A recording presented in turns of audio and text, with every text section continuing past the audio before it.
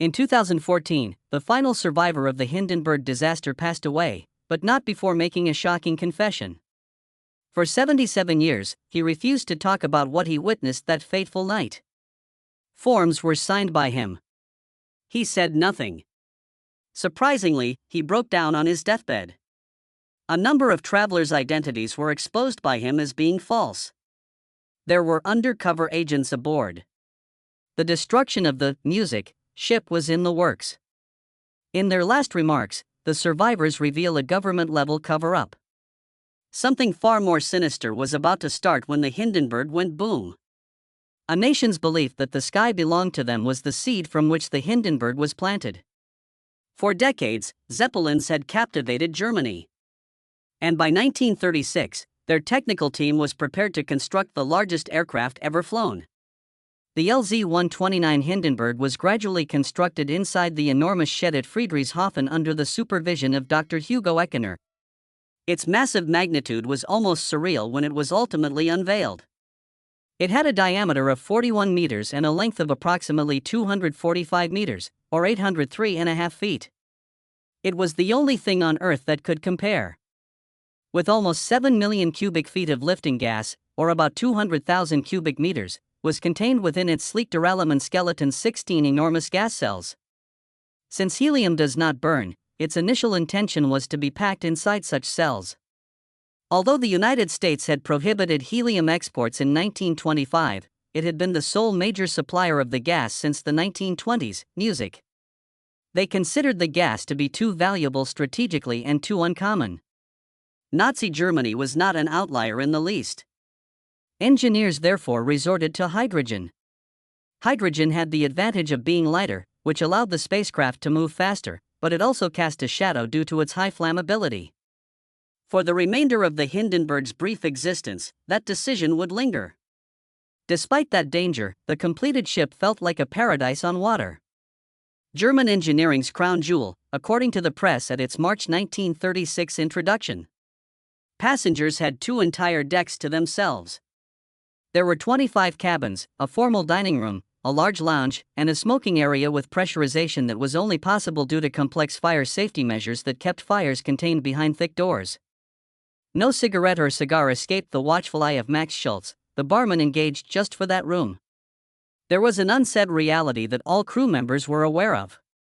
People tried to avoid thinking about how delicate this airship was, despite its stunning beauty. Music, however, for a period of time, it fulfilled all of its promises. Its 125 km per hour, or 78 miles per hour, airspeed was powered by 4 Daimler-Benz diesel engines. In comparison to the fastest ocean liners, it could complete the Atlantic crossing in half the time. Music, it made 17 full circuits in 1936 alone. 7 to Brazil and 10 to the US. Every single one was silky. The ship traveled 1 million miles without an accident, and thousands of people boarded it without incident. Guests dined like royalty, admired the arc of the sky through the huge gallery windows, and sipped drinks concocted by Max Schultz. Sound effect, it was hailed as the pinnacle of convenience and quickness. It was the pioneer plane that regularly carried passengers from Europe to the Americas. For a long time, the idea of taking an airship journey appeared more real than before. However, concerns about the music never went away. Escher had been quite vocal in his support for helium, stating that there was an inherent danger in hydrogen that no amount of expertise could eliminate. Unfortunately, that opportunity was squashed by the United States Helium Control Act, Music. Several high-ranking German officials disregarded the threat. It was a point of pride for Captain Ernst Lehmann that the Hindenburg had run safely on hydrogen for so long. An American airship advocate once whispered a caution to him, saying that he hoped Germany would never come to regret being so confident. Even he heard that. The repercussions of those remarks would be devastating. The Hindenburg got ready for a new season when 1937 rolled around. It was supposed to take off in early May for its inaugural flight in North America. Captain Max Puce had taken leadership at this point, having succeeded Eckener, who had been demoted for political reasons. Though he is widely considered to be among the world's most seasoned airshipmen, Captain Lehmann only served as an observer on the May flight.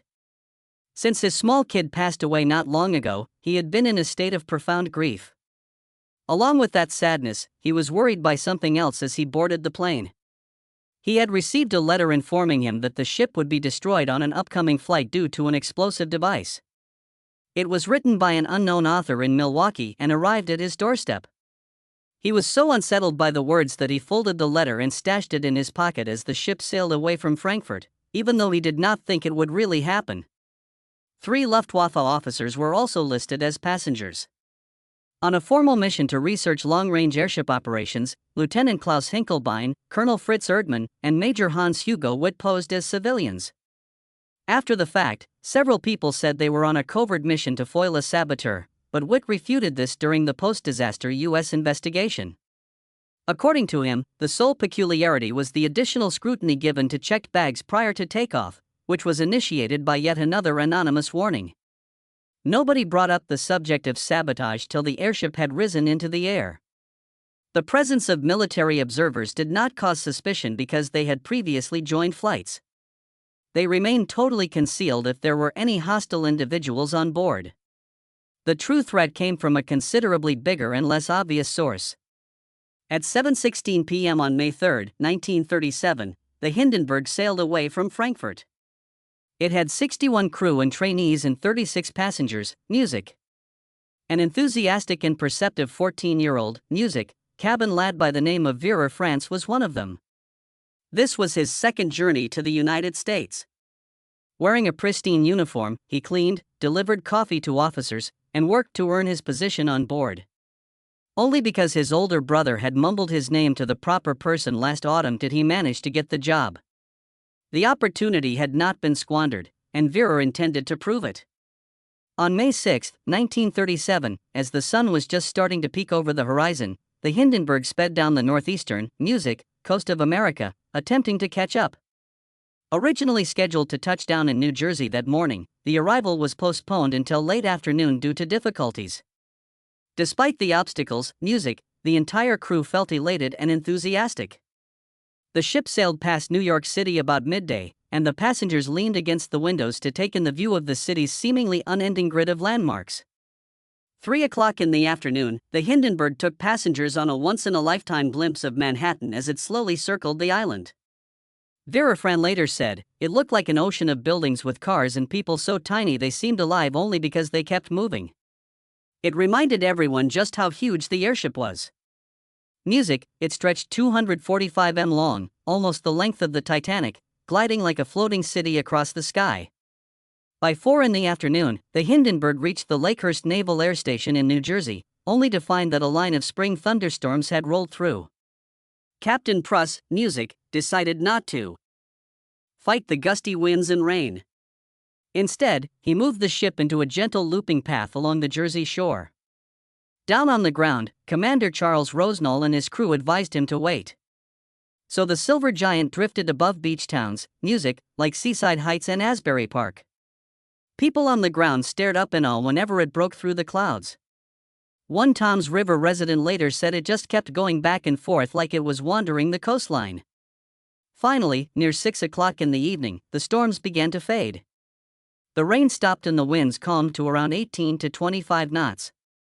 At 6:22, Lakehurst radioed the captain and told him it was safe to land. By 7 o'clock in the evening, Pruss brought the airship back toward the field to attempt a flying moor landing, which meant dropping the lines from about 200 feet so the ground crew could winch the ship down. It was a familiar move for American airship, but still new to the Germans, who had tried it only a few times the year before.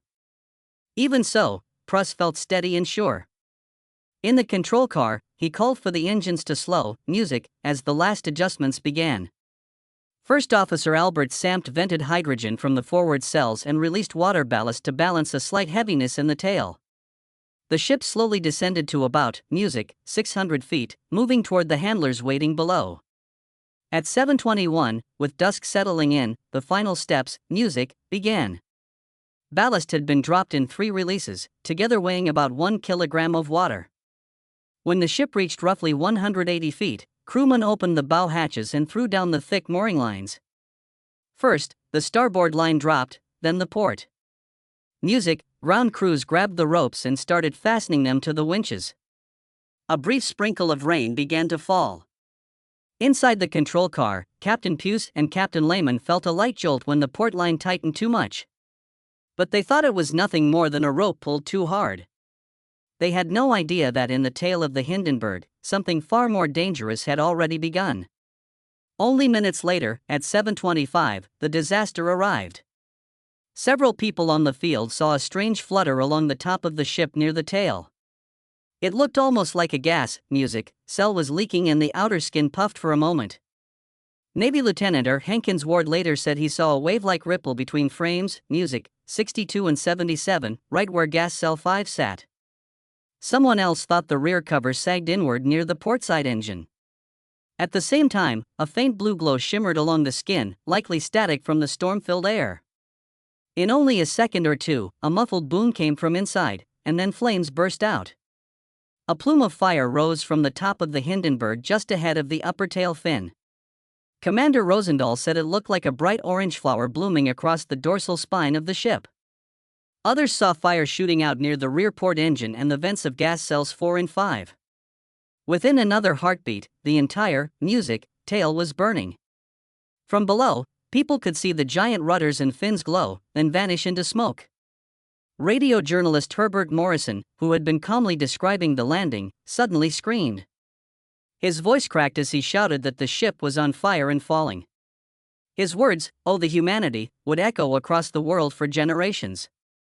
For those inside the ship, the destruction came with stunning speed. One moment they were ready to step off onto the field, and the next the world became a roaring furnace. Helmsman Helmut Lowell was in the lower fin manning the auxiliary steering post when he heard the dull boom. He saw, a flash. Then the interior of gas cell 4 glowed red and yellow. A few seconds later, the cell simply vanished in the heat. The fire leapt from one hydrogen cell to the next. It sucked in fresh oxygen and grew white hot as it tore through the framework. Molten pieces of metal and burning fabric fell, everywhere. As the rear lost lift, the tail sank fast. The bow, still full of hydrogen that had not yet caught fire, shot upward. The airship pitched at almost a 45-degree angle. People inside were thrown down through the decks. In the deck dining room, Margaret Mather was hurled 15 to 20 feet against a wall. On the starboard side, Major Hans Hugo Wood had barely crossed the lounge when the cry of fire pierced the room. The floor, tilted sharply and he slid helplessly through a crashing flood of chairs and tables until everything piled against the rear wall. Smoke and heat filled the lounge and through a crack in the ceiling. He saw the fire glowing above them. As the tail slammed into the ground, flames shot from the nose, which was still high in the air. 9 crewmen were in the bow, tending the mooring lines. When the fire raced forward through the catwalk, it blasted out of the nose like a blowtorch. Most of the bow crew had no chance. Many died instantly. Some jumped from the hatches but fell to their deaths. Rigger Eric Spale and 2 others survived the first burst only to suffer, terrible burns. Died later that night. Across the ship, survival depended entirely on where a person stood and how quickly they could get out. Those closest to the outer windows escaped more easily. Those deep inside had almost no hope. Chief Steward, Heinrich Kubus opened the large promenade windows and shouted for passengers to jump. Many did. Most survivors jumped from heights between 20 and 50 feet before or just as the ship hit the ground. Circus acrobat Joseph Spa kicked out a window and leapt, breaking his ankle but living. Others jumped onto the sand or grass, some hurt but alive. Some of the most heartbreaking moments came from families trying to escape together.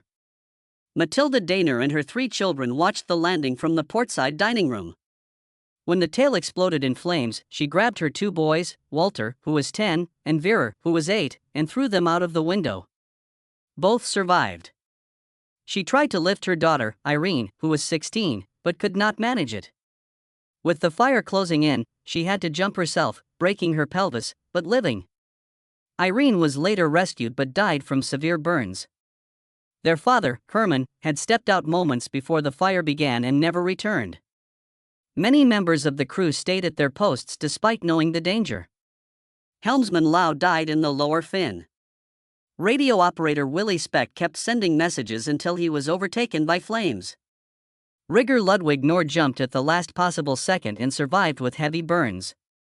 In the crew areas on deck, Max Schultz, the beloved bartender, was likely cleaning the smoking lounge when the fire started. Kubas said he had seen Schultz wiping the bar only minutes earlier after serving his last drinks. When the flames came, Schultz was trapped. He may have been knocked down by the sudden tilt or overcome by thick smoke.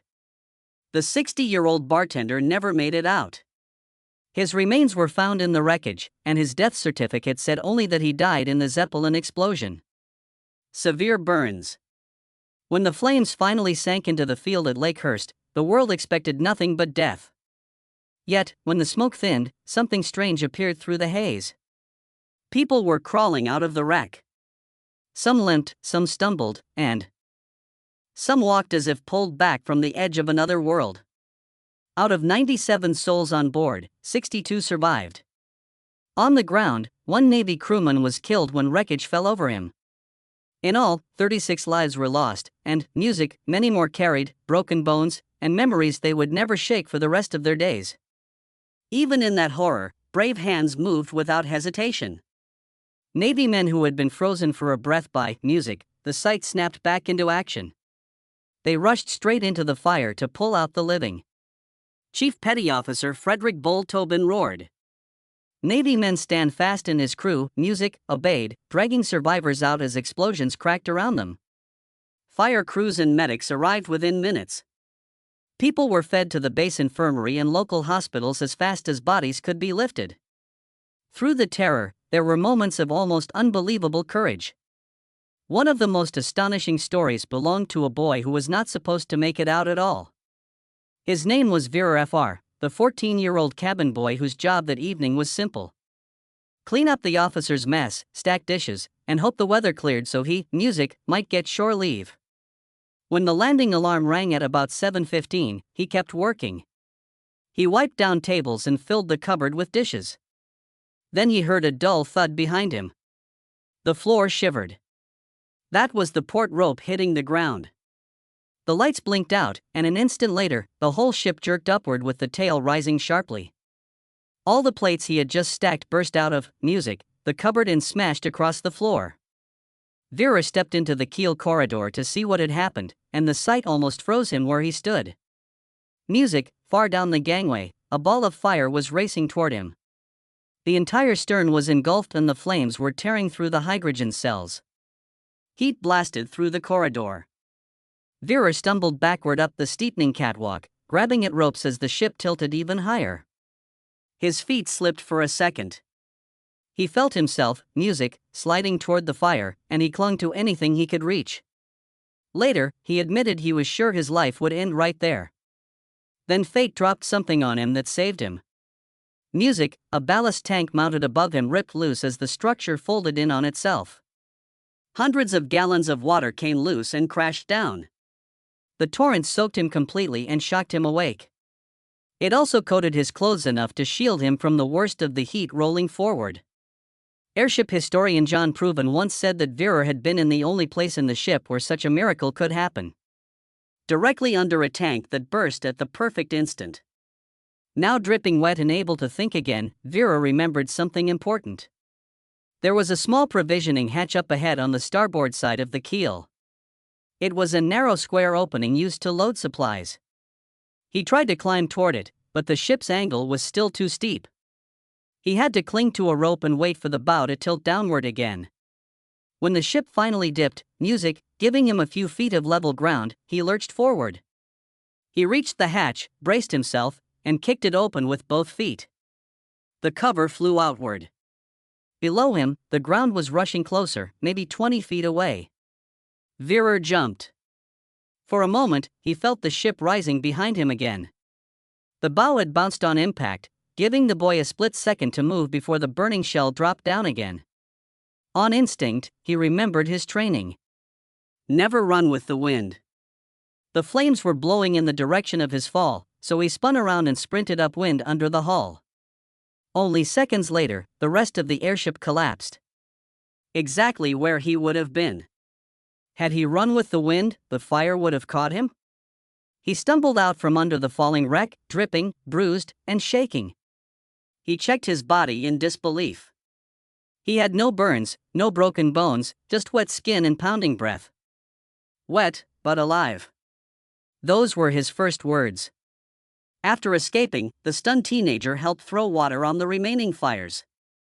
The next day, he walked back to the smoldering skeleton of the ship with Lieutenant George Watson. He wanted one thing, his pocket watch. It was a gift from his grandfather, and he had kept it with his belongings in the officers' mess. Picking his way through the charred debris, he found it exactly where he had left it, scorched, but still whole. He also grabbed a small piece of aluminum framing as a keepsake. Many years later, he would show that slightly warped watch to reporters as proof that his story happened exactly as he remembered it. People often called his escape the most unlikely of all. Airship historian John Proven said with awe that Vera survived the crash without a scratch. Something few could believe after seeing the footage. Vera never bragged. He always said it was music, luck, training, and that sudden waterfall from above. In the years that followed, he answered letters from anyone who asked about that night. He told his story simply, ending it often with that same line that had carried him out of the fire. Wet but alive. Other voices rose out of the inferno, each carrying a shard of truth, each shaping the memory of that night. Major Hans Hugo Witt was one of them. He had been pulled from the flaming wreck by comrades, half-conscious and wrapped in smoke. He remembered sliding across the lounge floor as the ceiling above him glowed red, the heat pushing down like a warning. When he scrambled to his feet, he saw at once that the ship was going down. There was no time to think. He sprinted toward an observation window, jumped from a height of nearly 20 feet, and trusted the dark below to catch him. He never remembered the fall. He only knew that when he opened his eyes again, he was on the ground, stunned and surrounded by flames. Collapsing wreckage must have struck him, trapping him under metal and burning cables. By chance, Lieutenant Hinkelbein, the same officer who had stood near him at the moment of ignition, landed close by and saw Witt lying motionless with a fiery cable, wrapped around his neck. Hinkelbein rushed over, pulled at the hot wires with the help of another man, and dragged Witt away from the collapsing debris. Witt was alive, but barely. His face, head, and hands were burned. He was rushed to the Lakehurst Base Hospital, then moved to Lenox Hill Hospital in Manhattan the next day for specialized care. Weeks later, he slowly began to heal. On May 28, 1937, still bandaged and in pain, he gave testimony to the U.S. Commerce Department. He spoke of the sudden shout of fire, the dull blast, the tilt of the ship, the jammed door that refused to open, and the heat that pushed him to jump for his life. Like France, he insisted that he had seen no bomb, no trace of sabotage, only a sudden burst of fire and an instant fight, to live. He carried those burns for the rest of his life until he passed away in 1976. Another voice shaped the tragedy in a different way. It belonged to Herbert Morrison, the reporter whose emotional broadcast has reached millions. His recording was so intense that many believed it had been aired live across the nation, but it was actually played the next day. His voice cracked as he watched the ship fall. And when he choked out the words, "I can't talk, ladies and gentlemen," and sobbed, the world felt the moment, with him. Years later, he explained that when he cried, "Oh, the humanity, he believed everyone on board had died." When he learned that most had survived, he told listeners he hoped his first words had not made it sound worse than it was.